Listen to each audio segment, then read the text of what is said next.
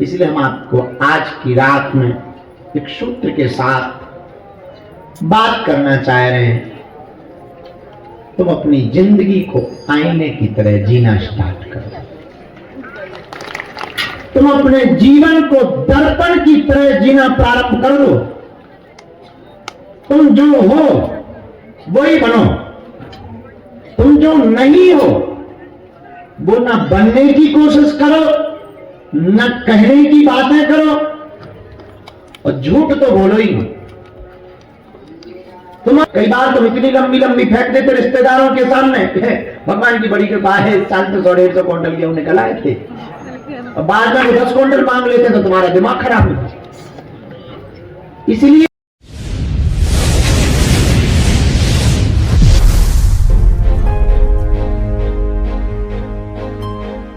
तब बनेगा पर जांचे आंचे होना शुरू हो जाएंगे, जिससे दीनहीन गरीबों को जो बंबई दिल्ली नहीं जा पाते उनको यहीं से रास्ता मिलने लगे। आगे लोग यही टेंशन में रहते कि है भी कि नहीं है, तो उसी तैयारी में हम जा रहे हैं। कृपा करना उनका काम है। हम आप तो मनुष्य हैं, मनुष्य पुरुषार्थ कर सकता है।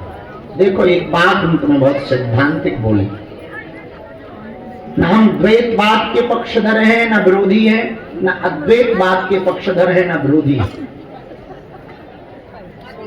आप द्वैत को मानते हो या अद्वैत को मानते हो, हमें फर्क नहीं पड़ता। आप नास्तिक हो या आस्तिक हो, हमें फर्क नहीं पड़ता है। हमारे लिए आपका इंसान होना काफी।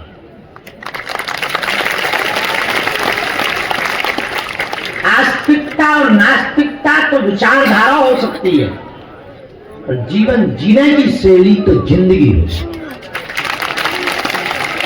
और हम ज्यादातर जिंदगी बनाने पर बहुत भरोसा करते हैं। इसलिए अक्सर अपनी कथाओं में एक शब्द हम बहुत यूज करते, बहुत बार जो हमारी कल्पना चलती है दिमाग में। हम दुनिया के लोगों को ना नास्तिक बनते देखना चाहते हैं ना आस्तिक बनते देखना चाहते हैं। हम दुनिया के लोगों को सिर्फ वास्तविक बनते देखना चाहते हैं। वास्तविक का मतलब है तुम एकदम आईने की तरह जीवन जीना शुरू करो, मिरर की तरह, एकदम ट्रांसपेरेंसी। गलती है तो है, और नहीं है तो फिर नहीं है। हम अपने सिद्धांतों से ना डिगे। माहौल कोई भी हो, मौसम कोई भी हो, और चाल तो अपनी ही चले।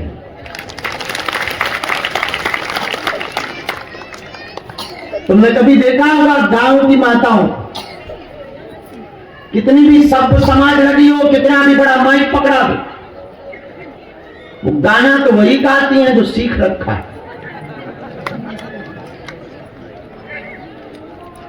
और उन्होंने सीखा ही नहीं, तो माहौल से उन्हें फर्क नहीं पड़ता। ऐसा जीवन भी कई बार बड़ा विचित्र होता है। अब एक आदमी नया नया मोबाइल चला, तो मोबाइल में रिंगटोन डालने का एक नया चस्का लगा लो। अच्छी अच्छी रिंगटोन लगाते थे गाना की, फिल्मी गाने। अब एक आदमी जा रहा मरघट की यात्रा, मित्र मर गया, कंधे पे रखे हुए हैं, सब रो रहे हैं। अब इतने में उसका मोबाइल बजा, रिंगटोन इतनी खतरनाक लगा रखी, पूछो ही मत। रिंगटोन बज रही है, कहां जा रहे हो अकेले अकेले,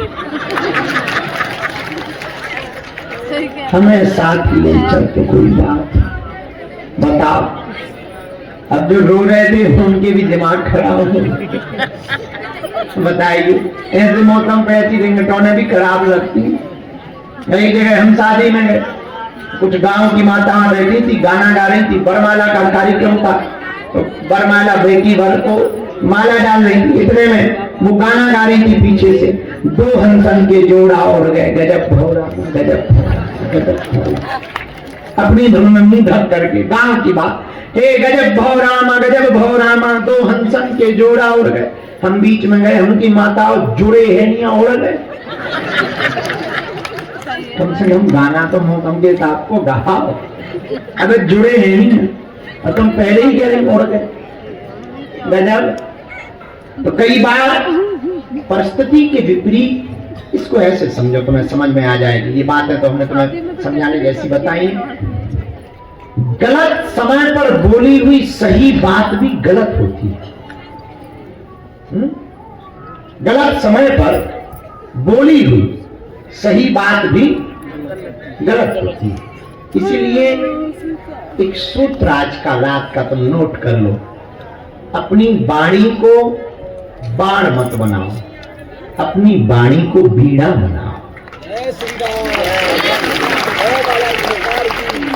बाण बनाओगे तो युद्ध होगा और बीड़ा बनाओगे तो संगीत निकलेगा। आदमी दो कारण से ही झंझट में पड़ता है, एक कान के चक्कर में और एक जीभ के चक्कर। थोड़ा भी उल्टा सुन ले तो दिमाग खराब, हो थोड़ा भी उल्टा बोल दे तो आदमी खराब। दोनों के चक्कर बड़े खतरनाक, इसलिए दोनों का बैलेंस जिसे बनाना आ गया कि हमें क्या सुनना है और क्या नहीं सुनना, और हमें क्या बोलना है और क्या नहीं बोलना, ये बैलेंस जिसकी जीवन में आ गया उसने जीने का ढंग सीख लिया। अब प्रश्न उठता है कि हमें सुनना क्या है, तो सुनो मजेदार बात, हम वही सुनते हैं जो अपने मतलब की हो, पर अपना मतलब हम लोग वर्तमान का देखते हैं। कई बार कोई बात आज बोली जाती है, घटित कई साल बाद हो, फिर पछताते हैं कि इससे अच्छा तो पहले सुन लिया हो। तो बहुत मजेदार बात यह है कि हमें सुनना तो है, पर क्या सुनना क्या नहीं सुनना ये विचार करना है। उसके पहले ये विचार करना है कि सुनना किसकी। अगर तुम पीने वालों की सुनोगे तो ठेका पे मिलोगे, अगर तुम बीड़ी वालों की सुनोगे तो इतने गुण बताएंगे बीड़ी वाले, बीड़ी में बड़ा मजा है। नाक से धुआं निकालो तो नाक साफ, धुआं पेट में जाए तो पेट साफ, डाइजेशन तो खराब ही नहीं होता। ये हम नहीं कह रहे हैं, हमारे एक मित्र पीते हैं, उन्होंने हमें ये लक्षण बताया और इतने लक्षण बताए कि हम तो समझदार आदमी है, कोई ना समझ आदमी हो तो वो लक्षण सुनकर के पीना स्टार्ट कर। इसलिए ये महत्वपूर्ण नहीं है कि आप सुनते क्या हो, महत्वपूर्ण ये है कि आप सुनते किसकी हो।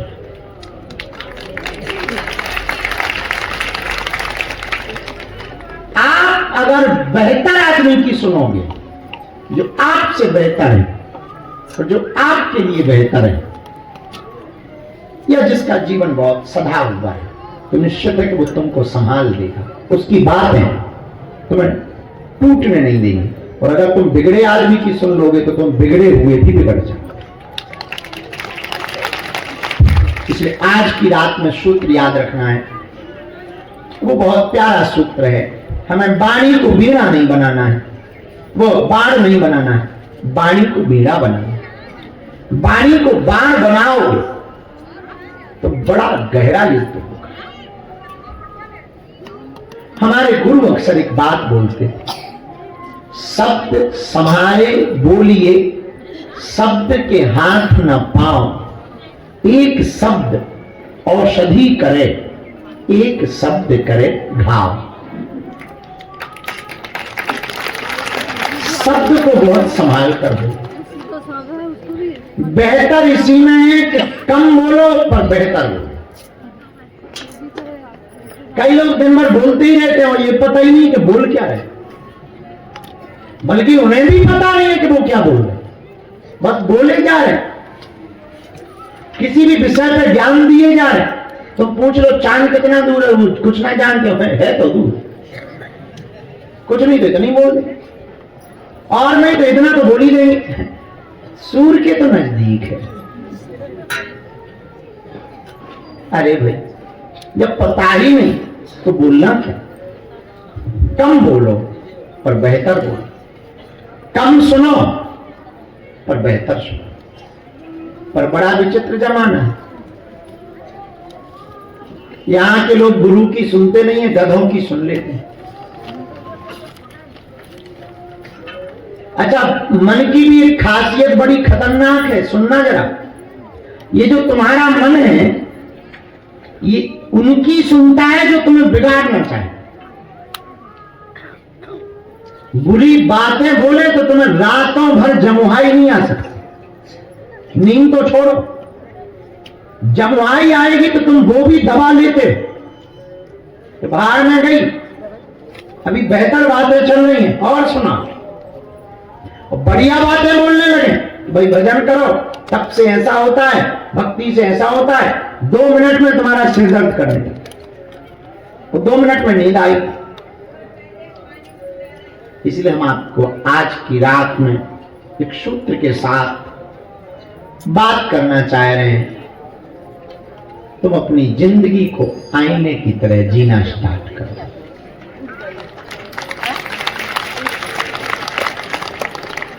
तुम अपने जीवन को दर्पण की तरह जीना प्रारंभ कर दो।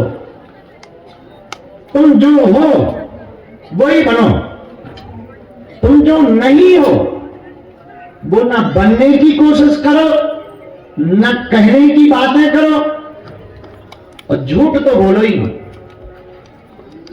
तुम अगर बड़े अमीर नहीं हो तो अपने रिश्तेदारों के सामने लंबी लंबी मत फेंक। कई बार तुम इतनी लंबी लंबी फेंक देते रिश्तेदारों के सामने, भगवान की बड़ी कृपा है, साल तो 150 क्विंटल गेहूं निकल आए थे, और बाद में वो 10 क्विंटल मांग लेते तो तुम्हारा दिमाग खराब हो। इसलिए तुम जो हो वो बताओ, कुछ बिगड़ना है नहीं, कुछ आना जाना है नहीं। अच्छा, तुम्हारे बताने से दुनिया को कोई फर्क भी नहीं पड़ता है, ये भी समझ लो। तुम सोचो कि हम थोड़ा ज्यादा दिखावा करेंगे, हम 2 4 10 लोग लेके चलेंगे, भयंकर भीड़ जोड़, किसी को कोई फर्क थोड़ी पड़ता है। ये भीड़ भी किसी की हुई है क्या? आज हमारी है, कल किसी और की थी, परसों किसी और की हो जाएगी। बल्कि हमारा तुम पे ये पक्का भरोसा है कि हमारे सामने कोई पंडाल लगा के बैठ जाए कि हम 24 घंटे में चमत्कार कर देंगे, हमारा वाला पंडाल खाली हो जाए, उसका भर जाए। आदत है लोगों की, क्या तुम्हारी आदत? अभी कोई नया धाम खुल जाए, तुम कल ही अर्जी छोड़ दोगे हमारे, भाग में गए। अब ये तो बाद में कर लेंगे, चलो जरा देख लेते। अभी कोई जीभ निकाल करके मैं सोना बांटती हूं, तुम कल ही कहोगे कि भाग में गए गुरु जी, कौन टाइम बर्बाद करे। ये मन की वृत्ति है, कुछ नहीं करेंगे पर सब ठहर नहीं पाएंगे। हमारी जिंदगी में आज तक कितने लोग हमारे साथ नहीं चले और सब ना रुक पाए। कुछ चले गए, कुछ बेचारे थक गए, कुछ पा गए तो लौट के नहीं आए, कुछ होश में नहीं है, कुछ और अच्छे की तलाश में चले गए। लाखों लोग हमारी जिंदगी में आए, चले जा रहे हैं नदी की तरफ। तुम भी आए हो, तुम भी चले जाओगे नदी की तरफ। हम तो भैया कुआं है, हम तो गुरु के चरणों के, जहां से शक्ति का उद्गम हुआ है, उद्गम का मतलब जहां से वो प्रकट हुई है, वहां पर बैठे हुए एक चपरासी।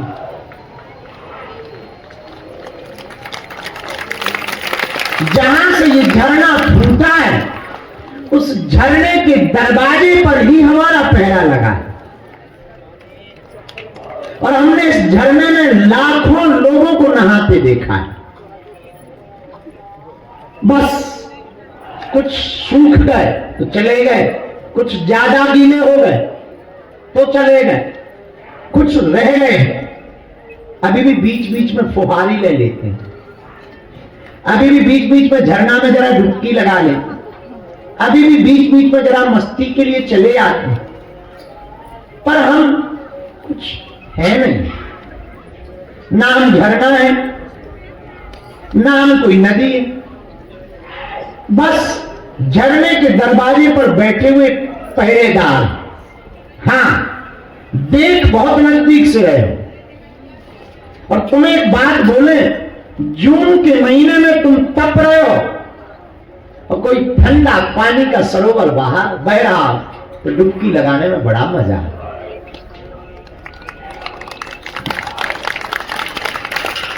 तपती गर्मी में बड़ा मजा आता, लेकिन एक बड़ा खतरा भी है कि तुम झरने से बाहर निकले नहीं कि फिर सूखो। जून के महीने की एक खासियत है कि तुम जब तक पानी में रहोगे तब तक तो मजे में रहोगे, लेकिन जैसे ही झरने से बाहर, फिर तो चमड़ी और सिकुड़ेगी, सफेदी छाएगी, शरीर की चर्म जो चर्म का है वो फटने लगेगी और तुम्हें फिर डूबना पड़ेगा। और तुम फिर डूबोगे, फिर वो चर्म का थोड़ा खराब हो जाएगा और फिर तुम डूबोगे, फिर आनंद मिलेगा। इसलिए एक मजेदार बात हम कहना चाह रहे हैं, तुम एक काम कर लो, अपना आशियाना ही इस झरने के नजदीक बनाओ। तुम्हें समझ में बात नहीं आई होगी। आशियाने का मतलब हम तुमसे मकान बनाने की रिक्वेस्ट नहीं कर रहे हैं, हम तुमसे ये कहना चाह रहे हैं कि अपने मन का निवास बालाजी के चरणों में बना लो। तुम चले जाओ पर तुम रह जाओ,